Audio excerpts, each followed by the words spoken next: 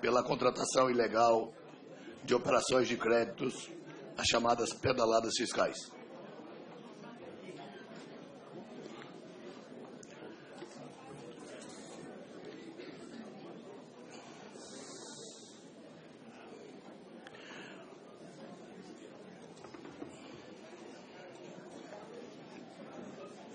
Os denunciantes narram diversos fatos supostamente capazes de comprovar a realização ilegal de operação de crédito pela União com a Caixa Econômica Federal, o Banco do Brasil, o BNDES e o FGTS, uma vez que teriam sido efetivadas sem autorização legislativa em deconformidade com a Lei de Responsabilidade Fiscal e com a Constituição Federal. 1. Operações com a Caixa Econômica Federal para pagamento de benefícios sociais. 2. Adiantamento concedidos pelo FGTS ao Ministério das Cidades no âmbito do programa Minha Casa Minha Vida. 3. Repasses não realizados no Banco do Brasil, realizados a equalização de taxas de juros relativas ao Plano Safra de 2015. Utilização de recursos do BNDES no âmbito do Programa de Sustentação de Investimento.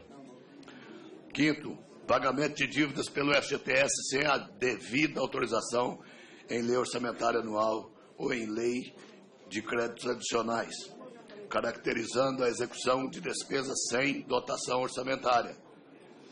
A denunciada, por sua vez, limitou-se à defesa aos fatos presentes na denúncia relativos ao Plano Safra, ou seja, as transações financeiras realizadas exclusivamente com o Banco do Brasil no exercício de 2015. Os principais argumentos da defesa são: a acusação relativa no ano de 2015 mostra-se precipitada e até mesmo temerária, uma vez que mesmo no âmbito do TCU não existe qualquer manifestação com relação a possíveis irregularidades nas subvenções do Plano Safra. No ano de 2015, houve mudança no entendimento do TCU com relação aos procedimentos adotados pelo governo federal. 3. Com base nas características do Plano Safra, inexiste ato da Presidente da República em sua operacionalização, descaracterizando, portanto, a autoria da denunciada em listro e apontado. Ainda que houve qualquer conduta possível de ser atribuída à Presidente da República, não há tipicidade na conduta, uma vez que as medidas analisadas não são verdadeiras. Operações de crédito diante do conceito estabelecido pelo artigo 3 da Lei de Responsabilidade Fiscal. Feito um breve relato dos fatos, passa a sua análise. Os elementos fáticos trazidos pela denúncia parece evidente que persistente atraso no pagamento de compromissos financeiros do Tesouro Nacional junto ao Banco do Brasil ou qualquer outra instituição financeira controlada não se coadunam com o planejamento, a prevenção de riscos e a transparência, princípios basilares da gestão fiscal responsável e que devem ser observados pelos gestores públicos nos termos do artigo 1º da Lei de Responsabilidade Fiscal. Mas ainda a história recente do país revela que a possibilidade de os entes públicos utilizarem instituições financeiras controladas para o financiamento de gastos sempre se revelou como potencialmente causadora de déficits e desequilíbrios fiscais. A título de exemplo, vale lembrar as consequências do uso de bancos estaduais por parte dos respectivos governos estaduais. Nessa parte eu fiz questão de colocar os bancos estaduais, porque todos se lembram dos bancos que existiam em cada estado brasileiro. Todos quebraram por indevida ação dos governos estaduais em cima dos bancos. Isso não pode ser agora uma prática nos bancos oficiais da Federação. Segundo dados da Associação Brasileira de Bancos Estaduais e Regionais, ASBACE, no ano de 1993, os bancos estaduais totalizavam 560 agências.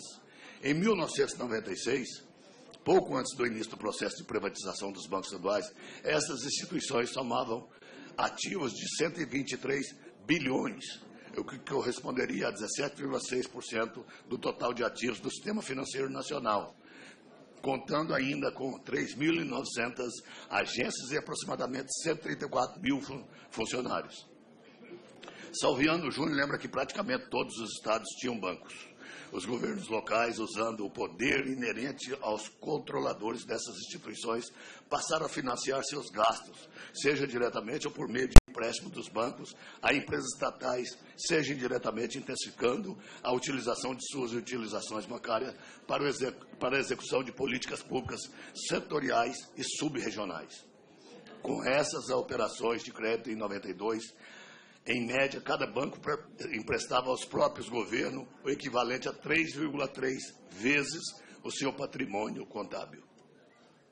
A partir de 94, com a perda de receita do imposto inflacionário, que de certo modo mascarava os prejuízos decorrentes da concessão de empréstimos sem a observância das boas técnicas bancárias, restou evidentemente a péssima situação econômico-financeira dessas instituições, o reconhecimento dos efeitos deletérios das relações entre os entes federados e as instituições financeiras por eles controladas, levou a União a criar o Programa de Incentivo à Redução do Setor Público Estadual na Atividade Bancária, PROES.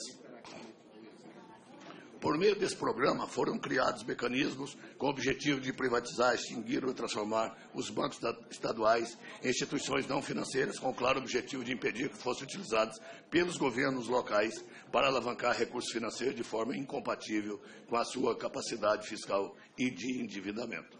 Nesse contexto, em 4 de maio de 2000, sobreveio a Lei de Responsabilidade Fiscal para determinantemente proibir a realização de operação de crédito entre uma instituição financeira estatal e o ente que o controle. Nos termos do artigo 36 daquele Estado, em 20 de outubro daquele ano mesmo, entrou em vigor a Lei 10.28 de 2000, que acresceu a Lei 1079 de 1950, novos tipos de crimes de responsabilidade contra a lei orçamentária. A preocupação com o equilíbrio fiscal está longe de constituir mera tecnicalidade. Ao contrário, ela guarda estreita relação com os valores caros à nossa sociedade e, especialmente, com a ideia de que o povo, de tempos em tempos, pode manifestar sobre os rumos do país e votar pela execução de projetos distintos daqueles que concebidos por governos passados. Caso representantes eleitos para cumprir mandatos por prazos determinados violem regras de responsabilidade fiscal, darão perigosos passos rumo ao comprometimento de receitas futuras, para além do seu governo e a desestabilização da economia. Ocorre que os governantes têm estímulos para perseguir a realização de projetos em prazos relativamente curtos, em busca de aprovação popular, de sucesso em campanhas eleitorais, entre outros resultados. Esse é um fato amplamente reconhecido por estudiosos de diversos campos do conhecimento. Ante tais considerações, a responsabilidade fiscal é vista como um pré-compromisso que deve ser respeitado a fim de evitar que o viés do curto prazo típico da atuação política comprometa indevidamente a capacidade de um povo eleger novos projetos no governo. Trata-se, em suma, de resguardar a possibilidade de gerações futuras exercerem participação democrática e de assegurar um mínimo de condições materiais para que possam ser executados projetos distintos daqueles defendidos pelos governos presentes. Se o novo governo recebe do anterior uma série de débitos contraídos à margem da lei, parte do orçamento à sua disposição deverá ser destinada ao cumprimento de tais obrigações e não poderá ser direcionada à execução da agenda política referendada pelo eleitorado, em semelhante sentido. O descumprimento de normas fiscais e a falta de transparência nesse campo sinalizam a deteriorização das contas públicas e, no limite, os riscos de insolvência do país. Em consequência, são esperados aumento do custo de vida pública e do crédito, a redução de investimentos privados, diminuição do crescimento do produto nacional, ou sua estagnação ou as situações drásticas de sua contração. Todos esses resultados limitam a margem de atuação de eventuais governos futuros que representem a opção popular por mudanças na condução do país. Há, portanto, estreita ligação entre a responsabilidade fiscal, a estabilidade econômica e o princípio democrático de que, mesmo governos democraticamente eleitos, devem zelar pela estabilidade financeira econômica do país. Caso não façam, sacrificarão as possibilidades de escolha das gerações futuras, em benefício de seus próprios projetos políticos. Daí que a execução de tais projetos apenas é válida nos limites impostos pela legislação fiscal e orçamentária. Essas são considerações que orientam movimentos em prol da responsabilidade fiscal, como aquele realizado a partir dos anos de 1990 no Brasil. Feito esse breve registro histórico com a finalidade de realçar a importância da legislação fiscal e a gravidade dos fatos narrados, no que diz respeito à possível utilização indevida pela União de instituição financeira controlada, destaca-se o ponto central da denúncia a ser analisado nesse tópico reside em verificar se as transações financeiras com o Banco do Brasil enquadram-se no conceito legal de operação de crédito típica ou assemelhada, estabelecido pelo artigo 29, terceiro da Lei de Responsabilidade Fiscal, do que poderá resultar na tipificação ou não em crime de responsabilidade fiscal, assim como verificar se há indícios de autoria da denunciada dos autos apontados como ilegais. Nessa linha, importa, além de verificar o enquadramento das transações financeiras do conceito jurídico da operação de crédito, também analisar se os fatos narrados pela magnitude dos valores envolvidos comprometem o planejamento, a transparência, a prevenção de riscos fiscais e o próprio equilíbrio das contas públicas, que é, em essência, o bem jurídico maior que a Lei de Responsabilidade Fiscal buscou proteger. De início, é de se ter presente que as atribuições dos bancos públicos podem ser divididas em dois grupos. De um lado, tais entidades atuam como instituições financeiras privadas, isto é, captam dinheiro do público em geral, e assim reúnem recursos para oferecer crédito a produtores e consumidores em condições livremente pactuadas. De outro lado, os bancos públicos federais atuam como agentes financeiros da União, hipótese em que prestam serviço de execução de programas de governo. Neste caso, não deve haver intermediação financeira. As políticas públicas são custeadas com recursos de origem fiscal. Como ocorre com o programa Minha Casa Minha Vida e o FGTS, tendo como agente operador a Caixa Econômica Federal. E a equalização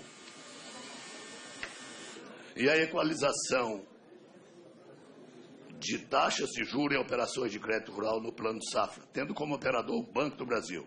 Ao contratarem bancos públicos como agentes financeiros, a administração pública e seus dirigentes valem-se da estrutura já montada daquelas instituições financeiras, de sua capilaridade e expertise no trato com os recursos financeiros para obter ganhos de escala, ou seja, para tocar programas sem precisar constituir novas entidades, contratar pessoal, adquirir imóveis, etc. Embora os dois tipos de atribuições acima identificados possam ser realizados pela mesma pessoa jurídica, a legislação determina a sua separação. Com efeito, se a execução de programas governamentais é custeada com recursos fiscais, o contrato entre a União e os bancos é de prestação de serviço, e um ente da federação não pode tomar crédito junto à instituição financeira estatal por si controlada. Artigo 36 da LRF. Então, os recursos captados pelos bancos públicos via depósito ou outros instrumentos financeiros não podem ser utilizados para quitar despesas atinentes a políticas públicas, sob pena de as verbas orçamentárias inicialmente indicadas para o custeio dos projetos do governo serem irregularmente substituídas por recursos privados. Nesse caso, a instituição financeira estatal seria uma intermediária entre os depositantes e o seu controlador, é dizer, em vez de emprestar a seus clientes o dinheiro captado em mercado à instituição financeira estatal, direcionaria tais recursos para a União, que passaria a ser devedor do banco público, assumindo a obrigação de restituir determinado valor nominal, somando a remuneração pelo uso do dinheiro. Vê-se, então, que quando captam dinheiro em mercado, as instituições financeiras estatais estão em exercício de atividade de intermediação financeira, típica dos bancos privados.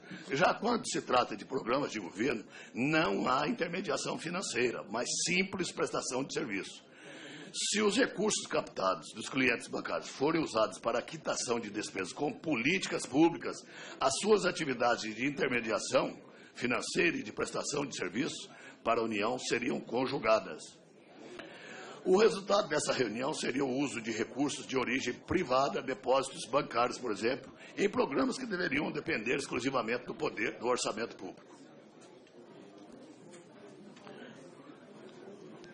É sintomático que grande parte das discussões sobre os cognominados pedaladas envolvam os bancos públicos, entidades com relativa facilidade para captar recursos em mercado e suprir a falta de verbas orçamentárias para a execução de projetos do governo.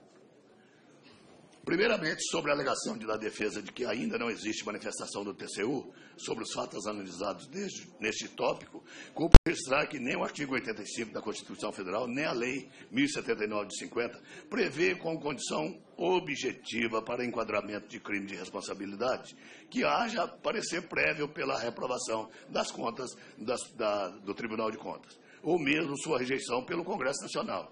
É prerrogativa da Câmara dos Deputados e desta comissão avaliar se os fatos narrados na denúncia são passíveis de enquadramento em crime de responsabilidade, não estando essa análise vinculada à existência de um exame prévio por parte do Tribunal de Contas da União, do Congresso ou de qualquer outro órgão. Por óbvio, a existência de tais condições dá maior peso a essa análise. No entanto, insisto, não são condições indispensáveis para que os atos do Presidente da República sejam considerados crime de responsabilidade.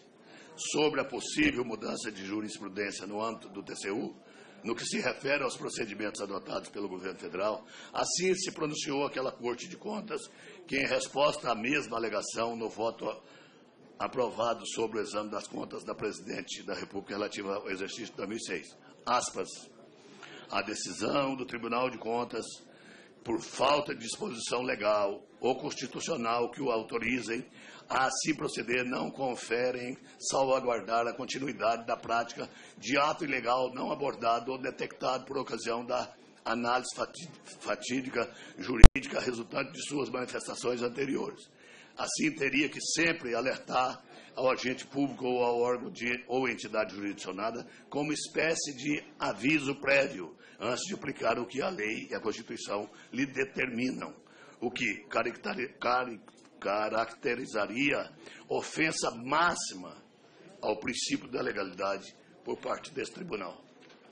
Segundo a denúncia, a dívida do Tesouro Nacional para o Banco do Brasil refere-se à equalização de juros e taxas da safra agrícola, era de 10,9 bilhões em 31 de 12 de 2014. Em 30 de 6 de 2015, esse montante havia evoluído para 13,4 bilhões. Em 2015, havia evoluído para 13,4 bilhões, conforme registram as demonstrações contábeis do Banco do Brasil, do primeiro semestre de 2015. Tal atraso consubstanciaria continuidade do ilegal financiamento do governo federal, não podendo a denunciada alegar que desconhecia a irregularidade diante da notoriedade dos fatos. Desde o ano de 2014, com os apontamentos de irregularidades feitos pelo TCU, do projeto TCU 021-643 de 2014, de acordo com a defesa, tratando especificamente das subvenções relativas ao Plano Safra, a liquidação dos valores de equalização apurados pelo Banco do Brasil após o término de cada período, a norma dispõe que os montantes devem ser atualizados sem estabelecer prazo para que a Secretaria do Tesouro Nacional efetue o pagamento. A norma detalhou as formas de concessão, apuração, atualização dos valores e apresentação destes à Secretaria do Tesouro Nacional, mas não fixou para a efetivação do pagamento. Dessa forma, ficaria afastada caracterização de atraso, concessão de prazo e financiamento para pagamento de valores apurados. Diverge a defesa ainda sobre o enquadramento da transação do Banco do Brasil no conceito de operação de crédito estabelecido no artigo 29 da Resolução 43 do Senado Federal. Registra que a parte final do artigo 29 da citada resolução deixa claro que a enumeração dos negócios jurídicos não é exaustiva, pois também devem ser consideradas operações de crédito, outras operações assemelhadas. Tal abertura impõe ao intérprete a tarefa de investigar os elementos semelhantes entre as diversas espécies de operação de crédito expressamente previstas no início, para que lhe seja possível compreender precisamente o que se deve entender por outras operações assemelhadas. Assinala ainda a defesa que parece ser indiscutível que haja necessidade de celebração de contrato para o cumprimento da obrigação de pagamento em moeda corrente, para que fique caracterizada a realização de operação de crédito. Sobre esse aspecto, a minuciosa análise realizada pelo TCU no processo de 2014 consolida a visão daquele tribunal sobre as transações em comento.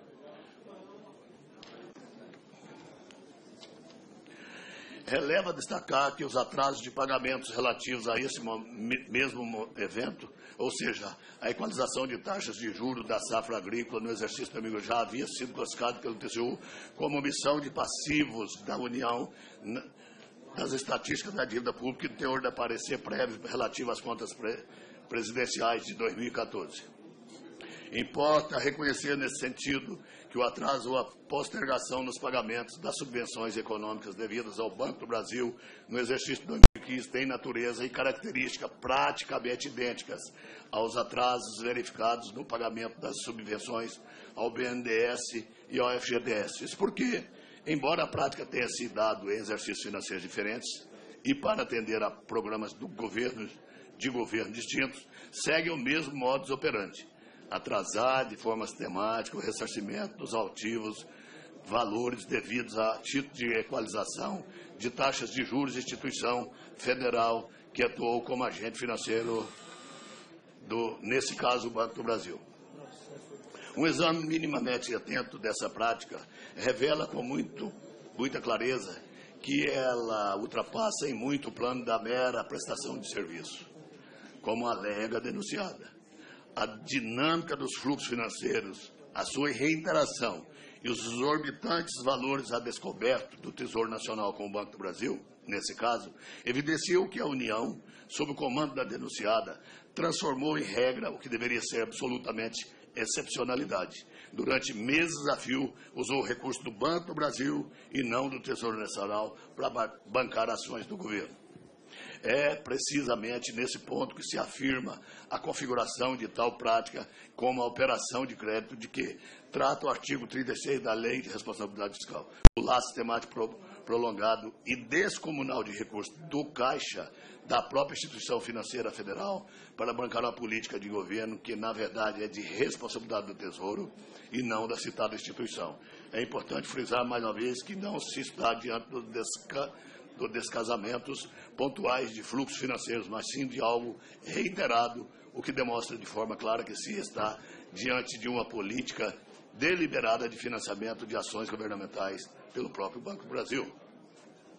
Em termos substantivos, essa prática do Tesouro em muito se assemelha àquela adotada por milhões de pessoas físicas e jurídicas do país, quando necessitam de dinheiro, de recursos em caráter emergencial, além-se para tanto das operações de crédito rotativo, usualmente conhecida como cheque especial.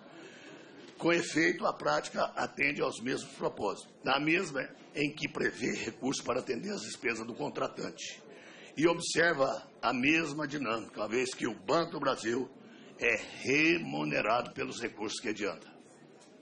Diante disso, é possível, em tese, afirmar que se está diante de uma autêntica operação de crédito, embora disfarçada sob o manto de prestação de serviço.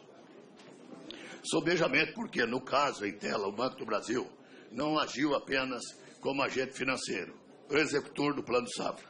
Atuou, isto sim, como intermediário financeiro, promovendo os recursos necessários à sua implementação. Nessa linha, portanto, os fatos e atos denunciados poderiam, em tese, tipificar o crime de responsabilidade previsto no artigo 11 da Lei de Responsabilidade Fiscal e da Lei 1079 de 50.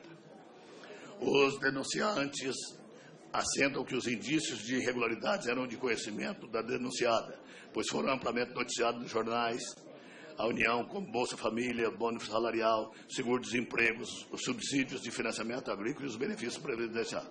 Quanto à autoria, afirmo que seria de natureza comissiva e omissiva da denunciada.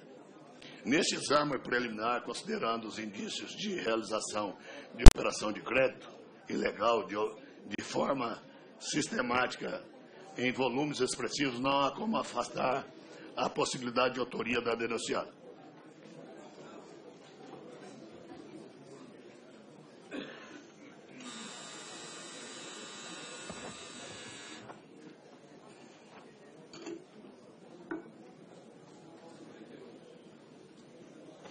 O mais importante, no entanto, é que a análise por nós empreendida dos fatos narrados e dos argumentos apresentados pela defesa leva à conclusão inequívoca de que são fortes os indícios de que as transações financeiras relatadas constituíram um tipo de financiamento sobre o qual incidiria a vedação de contratação prevista na Lei de Responsabilidade, configurando, portanto, os requisitos de tipicidade constante da denúncia.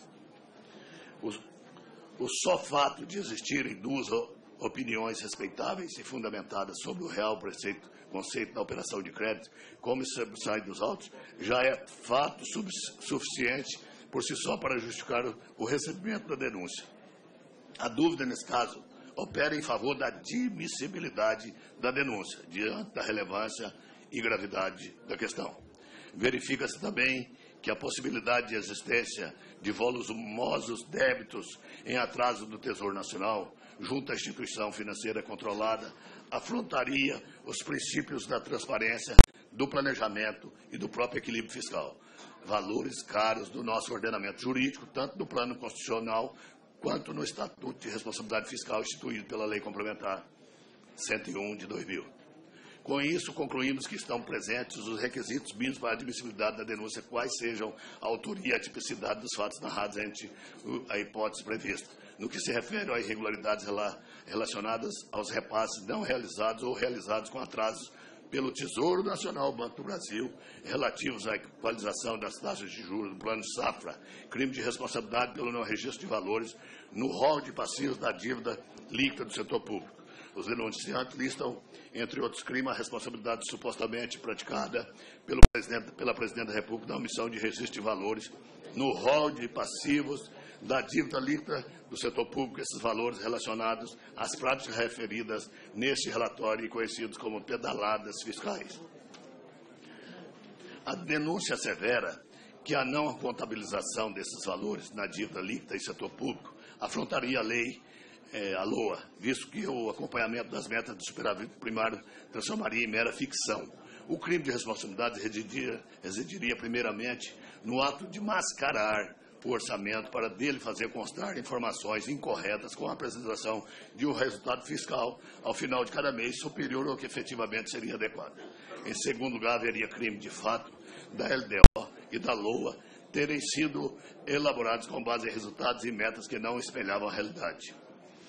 Os denunciantes reproduziram o trecho da autoria do procurador Júlio Marcelo de Oliveira, do Ministério Público, junto ao Tribunal de Contas da União, segundo que o impacto das aludidas operações na dívida líquida só era captado pelo Bacen, no momento do efetivo desembolso dos recursos federais. Isso é, no momento em que os valores eram sacados da conta única do Tesouro Nacional em favor das instituições financeiras,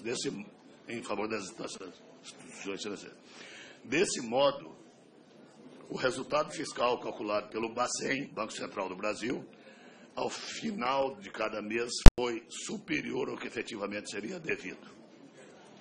Os valores omitidos, segundo o procurador, superariam a monta de 40 bilhões de reais. Para os denunciantes, tais condutas da Presidente da República afrontariam o artigo 4 do artigo 10 da Lei 1079 de 50. A defesa não se manifestou especificamente sobre esse ponto de denúncia. Preliminarmente, deve-se distinguir a suposta irregularidade anunciada no item 2.3 da denúncia, não registra valores no rol dos passivos da dívida. De outras notícias de forma esparsa do texto, mas relacionadas ao item, a saber, o ato de mascarar o orçamento nele, inserido informações incorretas sobre o resultado fiscal. É semelhantemente o ato de assinar os projetos da LDO e da LOA, assumindo como reais números as estimativas sabidamente maquiados. A análise específica da omissão de registro de valores, da Lei de Responsabilidade Fiscal, da DLSP, exige considerar certas nuances da contabilização de passivos no cálculo desse indicador, bem como as competências institucionais envolvidas na matéria. O Banco Central, Bacen, conceitua a DLSP como o balanceamento entre as dívidas e os haveres do setor público, não financeiro e do próprio Bacen, junto ao setor público financeiro, ao setor privado financeiro, ao setor privado não financeiro e ao resto do mundo. Além da DLSP, que é uma variável de estoque, o Bacen também calcula mensalmente resultados fiscais. A variação do endividamento líquido sob a ótica da DLSP corresponde ao resultado nominal do setor público sob o critério conhecido como abaixo da linha. Grosso modo, o resultado nominal indica quanto o setor público se socorre de recursos de terceiros para financiar suas atividades e enrolar suas dívidas. O resultado primário, a seu turno, equivale ao resultado nominal menos os juros nominais incidentes sobre a dívida e haveres. Conforme o Bacen, as fontes de dados para esses cálculos são, regra geral, os detentores da dívida do setor público, tendo como base a informação registrada na contabilidade do sistema financeiro, as informações gerenciais dos sistemas de liquidação e custódia de títulos públicos e os dados oriundos do balanço de pagamentos.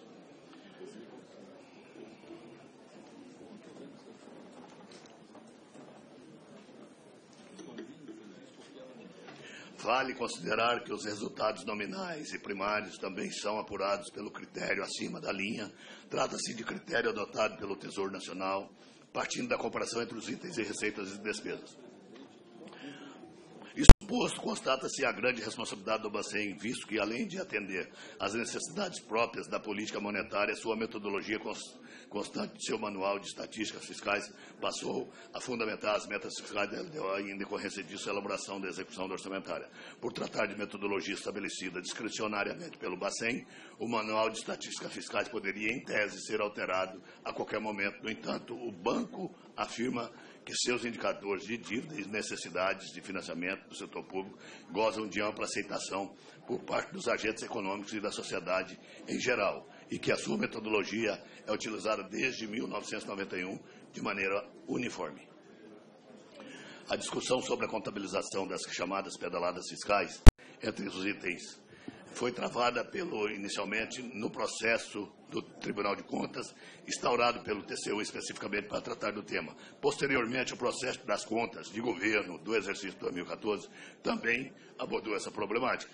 No acórdão 825 plenário do TSU prolatado no âmbito do mencionado Tribunal de Contas, a Corte de Contas determinou ao Departamento Econômico do Bacen que considerasse no cálculo do LSTP os valores devidos pela União relacionados a situações alcunhadas de pedaladas.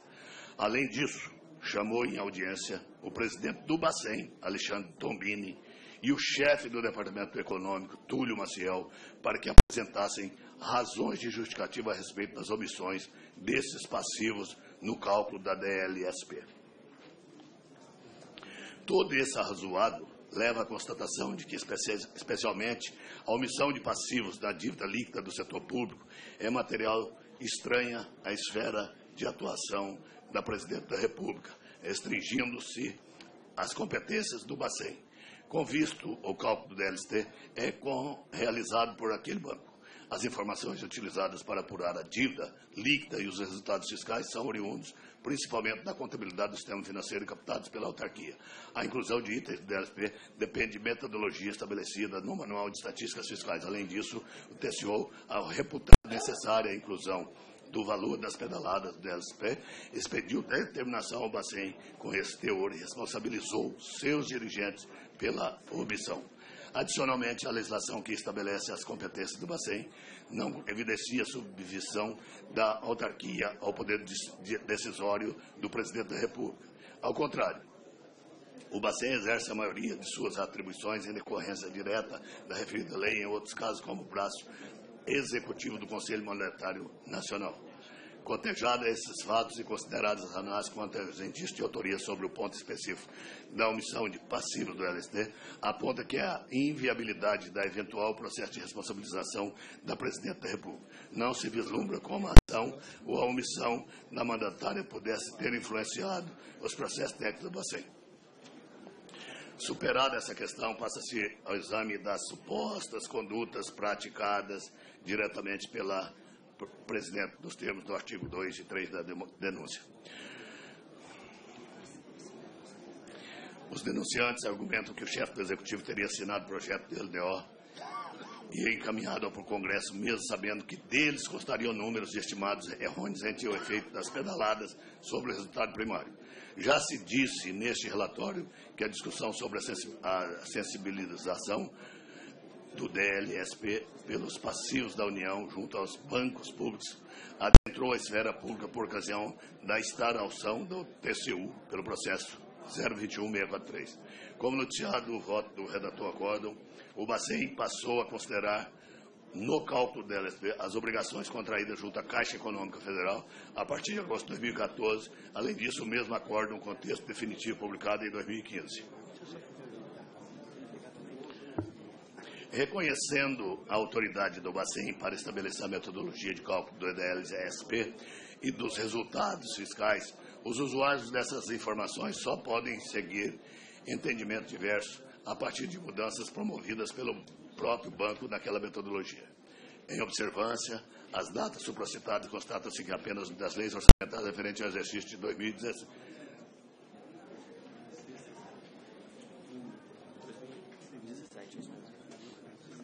É isso mesmo? Em observância às datas supracitadas, constata-se que apenas as leis orçamentárias referentes ao exercício de 2017 poderão contar com parâmetros elaborados nos termos do novo entendimento da contabilização de passivos da dívida líquida nos resultados fiscais. Partindo dessa exposição, observa-se que alegadas em condutas mascarar o orçamento e de assinar um projeto fundamentados em números e estimativas incorretas. Não encontram respaldo nos fatos aqui listados. Adicionalmente, não há indícios de que tais condutas envolvam a infração no dispositivo de lei 1079 de 50, apontados pelos denunciantes, já que não se verifica desrespeito a qualquer dispositivo da lei orçamentária ou atuação incompatível com a dignidade, honra e decoro do cargo.